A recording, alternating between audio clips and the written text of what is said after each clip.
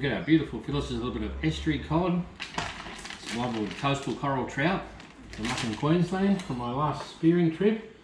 Now we'll show you how to prepare these, make beautiful boneless beer battered fish. So first off, we need to take the skin off. Nice sharp knife, just hold the tail like that. Always go from the tail end to the head end of the fillet. Pull it back a bit. I've left the scales on this skin. I don't need to take the scales off because we won't be eating it. And here we have the thing, the fillet, beautiful skinless. Now there is a row of pin bones in here, which you can feel with your fingers, so we're going to take those pin bones out as well. Carefully feel where they are and then run the knife down each side. We want to minimise the waste of the fish. Not that it's going to get wasted, we've got some very hungry dogs here that are waiting to eat these scraps.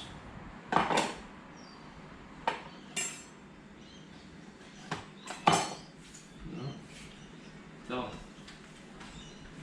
up, come on. There we go. Alright, so what we'll do to make them nice size for cooking, we'll cut the fillets into a little bit better pieces. Now a big thick piece like that and a thin bit like that are not going to cook evenly. So the trick to do here is to slice it at an angle along the fillet to make it more even for each piece. So that way we'll get a nice even cooking right through.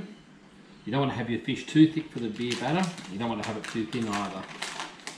Right, these coral trout fillets are absolutely magnificent, super fresh. Another way you can do with the pin bones is you can take them out before, you can get them ready to take out before you skin them, so I'll show you the other way.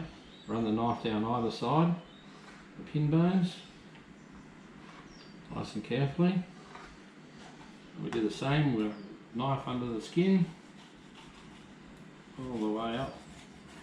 Nice sharp knife. Keep the angle, don't have the angle too far down towards the skin or you'll end up skinless fillet. And we have our pin bones here left over. A little helper. Up, get Stella. Come on.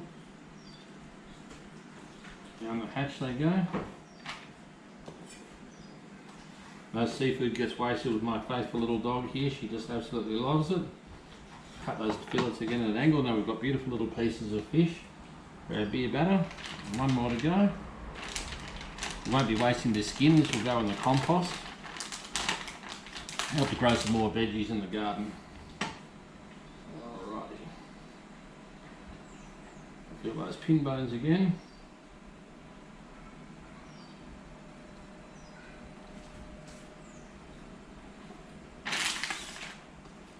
So we've just run the knife down either side of those pin bones, back to the tail end of the fillet. Start off gently, don't cut through the skin. And once we're under, parallel with the skin, just go side to side, get a good grip on the tail. You can hear the knife going through near those pin bones. Once again, out come the pin bones, and there we have boneless skinless trout fillet. Get over here. So I'll cut it like there's a nice piece ready to cook. And one more. And we've got a great big plate of fish ready for our beer batter and cooking, which will be the next stage of the process. Right, now we come to the simplest part of the operation, and that's making the beer batter. But this is a crucial step that you really want to get right if you want to have super crispy fish fillets. So it's very important to use plain flour, pinch of salt. I use iodized salt because iodized is always better for your health.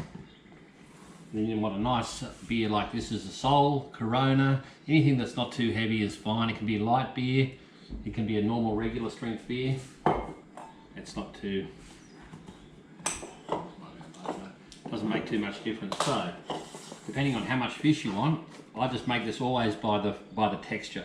So we'll just sprinkle a bit of flour in here. I'm only doing enough fish for the two of us, so I don't need to make a massive amount up. And the more I make, the less beer I get to drink. So this is roughly about how much? Probably half a cup of flour, something like that in here. And now we'll get our beer. Just pour it in and start it off. Pinch of salt. Not too much salt because we'll put a bit more salt on the fish once we've, so just work this around. I just tend to do this by eye, thinking I know how much batter I need for how much fish I've got. So I don't want to make any extra because you can't keep this batter. You've got to use everything that you make, or you've got to get rid of the rest of it. And it's not really something too good to go in the compost because it sets like concrete in the compost bin. Although everything that's once been alive can be composted, so this can be composted. Alright, at the moment, you'll see this texture is quite thick and gluggy. So this is way too thick for beer batter. I'm looking at the volume of batter that I've made. I'm probably going to need just a little bit more flour to make a little bit more total quantity, so I'll whack a bit more in.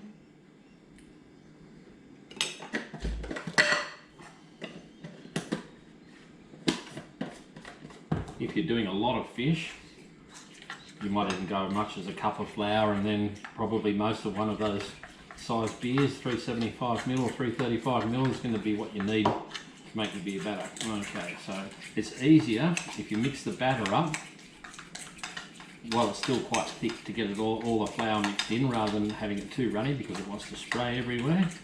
So once we've got this is way too thick. Some people, you see, they try to use batter that's this thick. You get a very gluggy fish, you won't get that nice crispiness. So now we're going to put a bit more beer in, bring up the consistency of the batter that we want. Another thing to remember is I'm going to make this batter probably about half an hour to an hour before I cook my fish. You can make it anything up to a couple of hours before you cook the fish. I wouldn't really do it for longer than that. But if you leave it to sit for a while before you use it, the batter will actually thicken up again, so you'll need to put a little bit more beer. So always, just before you're going to cook, check the consistency of your batter and make sure that it's runny enough. Alright, now we're getting closer. Now you see this batter, it's like runny cream. And that is pretty much the consistency that you want. And because I'm going to leave this batter, I'm going to put just a tiny bit of extra beer in. So it's going to be a little bit runnier than I would normally use, but in half an hour's time, it'll be the perfect consistency. And before you use it again, you want to give it a good stir. So once again, you see it's running off the fork like this. This is good. If you're going to err on any side of having your batter, have your batter a little bit too thin rather than a little bit too thick. But anyway, think about running cream. That's the consistency that you're after. And that's it, the simplest beer batter in the world. All we've got to do before we cook that is flour our fish, dip it in the batter, whack it in the hot oil, wait till it's brown, and then it's Bob's your uncle, you're ready to go. Righty, we're just about ready to start cooking our beer battered fish. I like to use a nice Aussie canola oil. Give that a plug into the wok. I use an electric wok when I'm doing my beer battered fish because it uses less oil than a deep fryer. You can use a normal deep fryer with a basket. Heat your oil to 180 degrees if you're using one of them. With the wok, I just set it on high and keep an eye on it. If it starts to get too hot, I'll just back it off a little bit.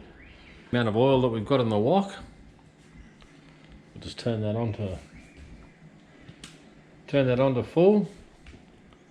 So there you go, you can see we've got that on full, and that'll take about 4 or 5 minutes to warm up. And we'll do that little batter test, do a little drip of batter in there to make sure that's ready to cook. But anyway, in the meantime, we're going to flour our fish and get that ready for the battering. Okay, so our oil's been heating up for about 3 or 4 minutes now, and we're just going to test it with a little drip of batter and see if it's ready. So when it pops back up to the surface like that and starts bubbling, you know you're ready to cook. Okay, so we'll check the oil's hot enough with our little batter test. So we get our little pieces of fish. Try to get your thickest pieces of fish first. Put them in the batter. And the secret is not to have too much batter. So we let the batter drip off. So there's not too much there, and just gently lower it in like that. A little bit away from you so you don't end up burning yourself. Next piece in. Again, we'll let the excess run off. And having a little bit of a gap between each piece going in will mean that they won't stick together as much. Okay. It was a little bit messy, this process. Okay, get the excess off. And don't overload your wok is a real secret to doing this. So we've got 3 pieces in, and you get 4 pieces straight up.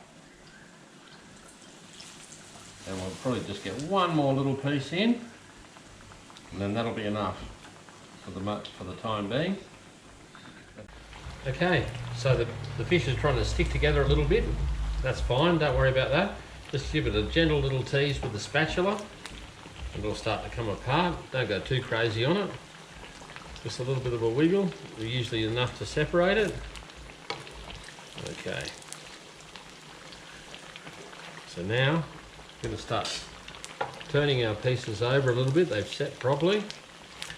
I'll just pull these two apart.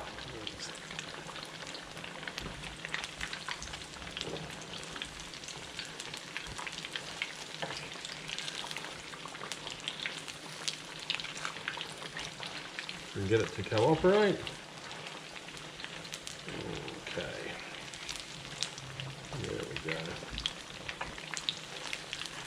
This one's bent around a little bit, don't worry about that too much. We'll get him in the middle of the wok and I'll have enough depth of oil for him to cook through like that. Okay.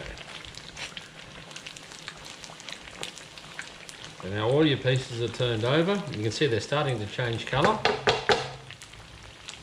Put them on a paper towel so we don't get oil everywhere.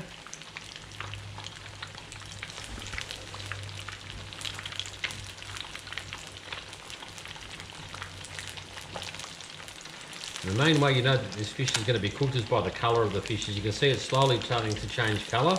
Still quite pale at the moment, which means it's not cooked right through. So what we're trying to do is get a nice crispy batter on the outside, have the fish fully cooked through on the inside. We don't want to have it too crazily hot or we'll just burn the batter and the fish won't be cooked on the inside, and we don't want to have it too cool or we'll end up with greasy fish. You hear that noise? That's scraping. That tells you that the batter is getting a nice consistency. It's going nice and crispy. For our second batch of fish, we'll probably have to turn the oil down slightly in temperature. When you first put the cold fish pieces in with the batter on, it drops the temperature of the oil. So it's good to have it nice and hot when you start, and then turn it down a little bit if you need to. All right, we're starting to get a bit better colour. We can flip some of these pieces over again. I'm using a wooden spatula so I don't chew the hell out of my wok.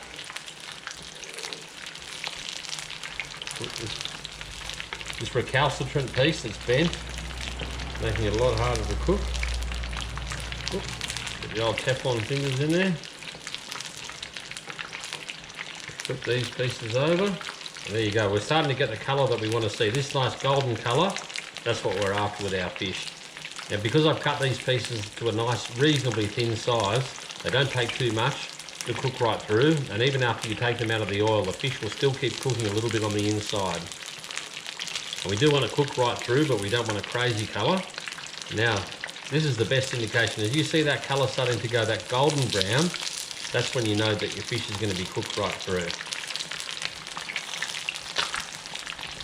So here we go, we can start taking our first pieces of fish off. Got the oil drained back into the wok, onto our absorbent paper. Drain the oil off, onto the paper. You take your thinnest pieces off first, and you leave your thickest pieces till last. Especially that recalcitrant bent one. There's always one in every cook. Alrighty, so there we go. There's the first lot done. I'll just turn the heat down just slightly because I think that oil is already very hot. Now we'll get our next lot of pieces on.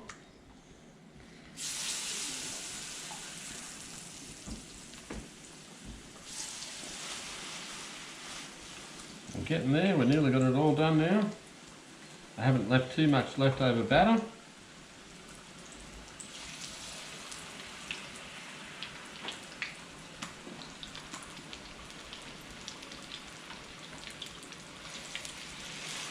And there we go, that's all our pieces of fish are on now. Just give them a little bit of a hit with the spatula just to separate them so they don't all stick together. Doesn't matter if they stick a little bit together, they all tend to come out in the wash. Alright, now with your batter you really want to give this a good rinse in the sink because it'll set like concrete otherwise.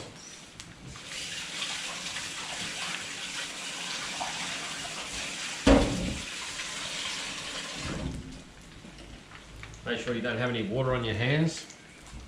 Don't wipe it on your pants in front of your wife, she'll get upset. Alright, put these pieces over. Now the oil is just starting to slow down a little bit. I probably turned it down maybe a fraction too much, so what we'll do, we'll beef this back up. So we'll put some more heat back into it because we don't want it to go off the bubble. Got my greedy little female dog in behind me that wants a piece of fish.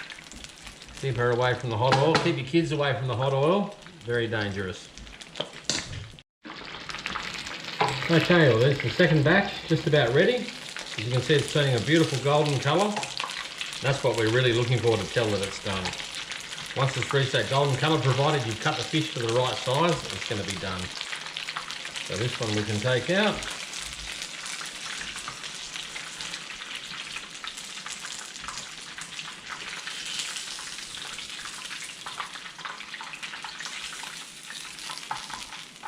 Turn our wok off. Just leave that hot oil there away from where anyone can get in trouble with it. Now we're ready to serve. So we've got our wedges, we've got our beautiful salad, we've got our tartare sauce. So we'll plate up a nice little bit of fish. That'll do to start with. Some nice wedges.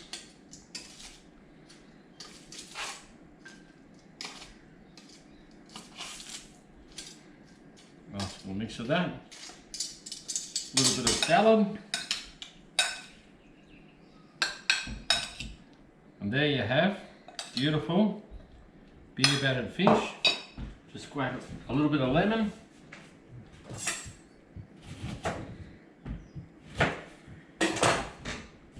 Serve it with a nice lemon wedge off the tree. And there you go. You're ready to have superb beer battered fish, wedges and salad.